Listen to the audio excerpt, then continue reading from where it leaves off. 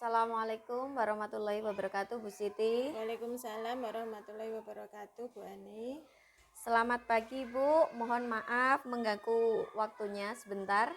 Nggih, Bu Ani, tidak apa-apa. Apakah ada yang bisa saya bantu? Terima kasih, Bu Siti. Di sini saya mendapat tugas sebagai calon guru penggerak angkatan 10 berkaitan dengan pengambilan keputusan berbasis nilai-nilai kebajikan sebagai pemimpin. Dalam modul 3.1 yang tengah kami pelajari, kami mendapat tugas demonstrasi kontekstual untuk melakukan wawancara kepada 2-3 kepala sekolah untuk mendapatkan sebuah wacana tentang praktek pengambilan keputusan yang selama ini dijalankan. Terutama untuk kasus-kasus di mana nilai-nilai kebajikan saling bersinggungan atau untuk kasus-kasus dilema etika yang sama-sama benar. Berdasarkan hal tersebut, apakah Bu Siti pernah mengalami pengambilan keputusan yang berkaitan dengan dilema etika, Bu? Ya, tentu saja pernah, Bu Ani. Saya sebagai kepala sekolah tentu saja sering mengalami pengambilan keputusan yang melibatkan nilai-nilai kebijakan yang saling bersinggungan. Terkadang ada dua hal yang menjadi bahan pertimbangan yang berbeda, tetapi kedua-duanya sama baik untuk dilakukan. Selama ini bagaimana Bu Siti dapat mengidentifikasi kasus-kasus yang merupakan dilema etika atau bujukan moral, Bu? Kasus yang saya hadapi harus dilihat dulu apakah itu benar-benar merupakan hal-hal yang sama-sama benar untuk dilakukan atau hal dikatakan benar dengan dasar nilai kebaikan yang berlaku dalam hal lainnya. Juga bisa dikatakan dengan dasar nilai kebaikan yang lain. Jika dua-duanya merupakan hal yang benar, maka dapat dilakukan sebagai dilema etika. Tapi jika keduanya merupakan hal yang benar sesuai aturan yang berlaku dan satunya merupakan pelanggaran peraturan yang berlaku, maka saya dapat menyebutkan sebagai bujukan moral. Karena hal tersebut dapat merupakan hal yang benar melawan hal yang salah. Selama ini bagaimana Bu Siti menjalankan pengambilan keputusan di sekolah ini? Terutama dalam kasus-kasus di mana ada dua kepentingan yang sama-sama benar atau sama-sama mengandung nilai kebajikan. Ya. Sebelum memutuskan suatu penyelesaian masalah, tentu saja saya melakukan beberapa langkah pemikiran yang saya jadikan dasar pengambilan keputusan saya, Bu Ani. Langkah-langkah atau prosedur seperti apa yang biasa Bu Siti lakukan selama ini dalam menghadapi masalah tersebut? Ya. Yang pertama, saya lihat dulu dan saya pastikan bahwa permasalahan yang saya hadapi benar-benar perbuatan yang sama-sama benar untuk dilakukan atau hal yang benar melawan hal yang salah untuk dilakukan. Atau kata lain merupakan dilema etika ataupun bujukan moral. Seperti yang Bu Ani katakan sebelumnya. Kemudian saya lihat kembali siapakah saja yang akan terlibat dalam hal ini. Jika ini berkaitan dengan sebuah nilai kebaikan atau berkaitan dengan aspek moral, maka saya merasa ikut bertanggung jawab dalam mengambil keputusan tersebut. Bisakah Bu Siti memberikan contoh nyata bagaimana permisalan dalam pengambilan keputusan dalam dilema etika yang Bu Siti hadapi selama ini? Iya, contoh nyatanya misalnya saya pernah mengalami situasi di mana saya harus menandatangani rapor kenaikan siswa kelas 2. Menurut guru kelas 2, siswa tersebut sangat kurang dalam hampir semua nilai akademik. Guru kelas 2 menyatakan bahwa anak tersebut tidak layak untuk naik ke kelas 3. Kemudian, saya teringat bahwa dalam praktek pembelajaran kurikulum Merdeka, ada aturan yang menyatakan bahwa setiap anak harus naik sekolah. Sudah tidak ada lagi anak sekolah yang tidak naik sekolah. Di sini saya merasakan dilema yang cukup berat. Di satu sisi memang anak tersebut memang tidak layak untuk naik kelas. Tetapi di sisi lain, akademik di setiap mata pelajaran masih jauh di bawah nilai KKM. Sedangkan di sisi lain, saya dituntut untuk menaikkan seluruh siswa di sekolah karena adanya tuntutan peraturan yang berlaku dalam kurikulum Merdeka tersebut. Apakah Bu Siti melakukan pengujian benar dan salah dalam pengambilan keputusan tersebut? Pengujian yang seperti bagaimana maksudnya, Bu Ani? Uji legal misalnya, apakah ada unsur pelanggaran hukum dalam situasi tersebut? Jelas tidak ada, Bu Ani. Pemberian nilai rapot dan penentuan anak untuk naik kelas atau tidak merupakan hak penilaian sepenuhnya oleh guru kelas, dan saya sebagai kepala sekolah mengetahui saja. Dari uji regulasi, Bu Siti, apakah ada pelanggaran peraturan atau kode etik profesi dalam kasus tersebut? Dari kode etik mungkin bisa dibilang ada, karena bila kita memberikan nilai palsu kepada siswa hanya untuk memanipulasi nilai rapot agar anak tersebut naik kelas, itu adalah sebuah pelanggaran terhadap profesionalisme jabatan guru. Berdasarkan perasaan atau intuisi Bu Siti, apakah ada yang salah dalam situasi ini? Antara ada dan tidak ada, karena memberi nilai palsu pada rapot itu jelas tidak sesuai dengan nilai profesionalisme seorang guru. Tetapi bila ada anak yang tidak naik kelas pada sekolah dan yang kita pimpin juga merupakan nilai yang kurang pada profesionalisme guru. Padahal guru kelas saya tahu sudah berusaha sebaik mungkin dalam memberikan pelajaran kepada murid-muridnya di kelas, dan anak yang dimaksud memang kurang dalam menangkap materi pelajaran yang diberikan oleh guru.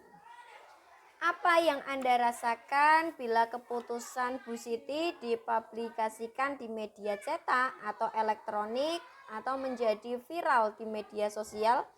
Apakah Anda merasa nyaman? Iya, Bu Ani, saya nyaman-nyaman saja. Tidak ada yang salah dengan keputusan yang saya putuskan untuk menaikkan siswa tersebut. Begini Bu Siti, kan Bu Siti sebagai kepala sekolah tentu memiliki idola atau panutan yang dijadikan teladan Bu Siti dalam melaksanakan tugas sebagai kepala sekolah dan pengambilan keputusan. Kira-kira apa keputusan yang akan diambil oleh panutan atau idola Bu Siti dalam situasi ini? Iya, Bu Ani, saya sebenarnya punya idola yang saya jadikan panutan dalam melaksanakan tugas sebagai kepala sekolah. Dalam hal ini tentu beliau akan melakukan hal yang sama dengan yang saya lakukan. Paradigma pengambilan keputusan yang manakah yang Bu Siti menjadi dasar dalam situasi dilema etika tersebut? Paradigma pengambilan keputusan itu yang seperti apa, Bu Ani? Ada 4 paradigma yang dapat terjadi dalam situasi dilema etika yang terjadi, Bu, yaitu yang pertama individu lawan kelompok, Ya. yang kedua rasa keadilan lawan rasa kasih sayang, yang ketiga kebenaran lawan kesetiaan, dan yang keempat adalah keputusan jangka panjang lawan jangka pendek. Ya, baik. Saya rasa paradigma yang saya hadapi tersebut yang kedua, Bu Ani, yaitu rasa keadilan lawan rasa kasihan. Jika saya tidak menaikkan anak tersebut, sebenarnya hal tersebut cukup adil karena memang dari sisi akademik anak tersebut tidak mampu untuk memenuhi nilai hampir di setiap mata pelajaran. Tetapi bila saya tidak menaikkan anak tersebut, saya juga kasihan, Bu Ani. Teman-temannya sudah naik kelas dan hanya dia yang tidak naik kelas. Tentu saya khawatir hal tersebut akan menurunkan semangat belajar anak tersebut. Saya juga yakin orang tua dari anak tersebut menginginkan anaknya tetap naik kelas seperti teman-temannya. Hal-hal apa saja yang selama ini Bu Siti anggap efektif dalam pengambilan keputusan pada kasus-kasus dilema etika? Hal yang efektif dalam pengambilan keputusan yang saya ambil tentu saja komunikasi bersama guru-guru dalam rapat kerja sekolah. Dalam rapat tersebut, kita lemparkan topik mengenai anak kurang tersebut dan kita dengarkan pendapat dari guru-guru untuk mengambil keputusan bersama. Karena bila anak tersebut naik kelas, tentu akan menjadi beban di kelas selanjutnya dan guru kelas 3 harus siap menerima kekurangan dari anak tersebut. Hal apa saja yang selama ini merupakan tantangan Bu Siti dalam pengambilan keputusan pada kasus-kasus dilema etika di sekolah? Tentunya yang saya hadapi adalah reaksi dan tuntutan dari para stakeholder. Tentu sesuai peraturan yang berlaku dalam pelaksanaan kurikulum Merdeka, telah disepakati bahwa tidak ada lagi anak yang tidak naik sekolah. Oleh orang tua juga pastinya menginginkan anaknya tetap naik kelas, meskipun tahu bahwa anaknya kurang memenuhi nilai KKM dan dalam pembelajaran di kelasnya. Apakah Bu Siti memiliki sebuah tata kala atau jadwal tertentu dalam sebuah penyelesaian kasus dilema etika? Misalnya, apakah Bu Siti langsung menyelesaikan di tempat atau memiliki sebuah jadwal untuk menyelesaikannya? Bentuk atau prosedur seperti apa yang Anda jalankan, Bu? Tidak ada, Bu Ani, situasional saja, menyesuaikan situasi dan kondisi di sekolah. Adakah seseorang atau faktor-faktor apa yang selama ini mempermudah atau membantu Bu Siti dalam pengambilan keputusan dalam kasus-kasus dilema etika? Faktor kerjasama yang baik antar guru-guru di sekolah. Semua hal yang terjadi di sekolah ini selalu saya komunikasikan dengan guru-guru dalam rapat sekolah. Dengan hal ini, kami dapat menentukan keputusan terbaik demi murid-murid di SDN 2 Karanganyar demi keberlangsungan pembelajaran di sekolah ini. Dari semua hal yang telah disampaikan tadi, Bu Siti, pembelajaran apa yang dapat dipetik dari pengalaman Anda mengambil keputusan dilema etika tersebut? Ya.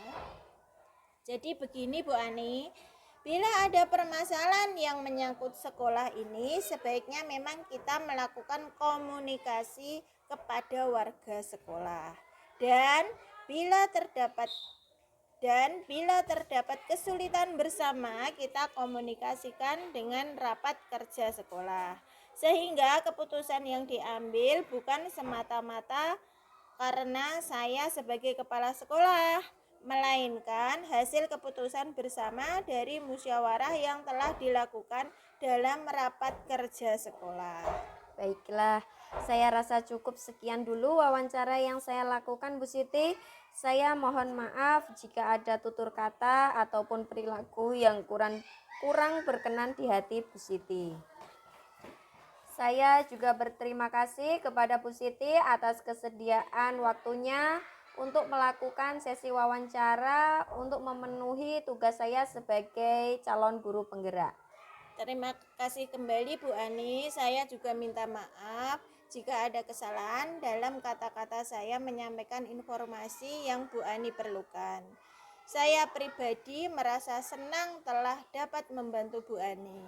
Semoga informasi yang saya berikan dapat bermanfaat bagi Bu Ani di masa yang akan datang. Terima kasih Bu Siti, selamat pagi. Nggih, monggo Bu Ani, selamat pagi juga. Selamat melanjutkan aktivitas CGP.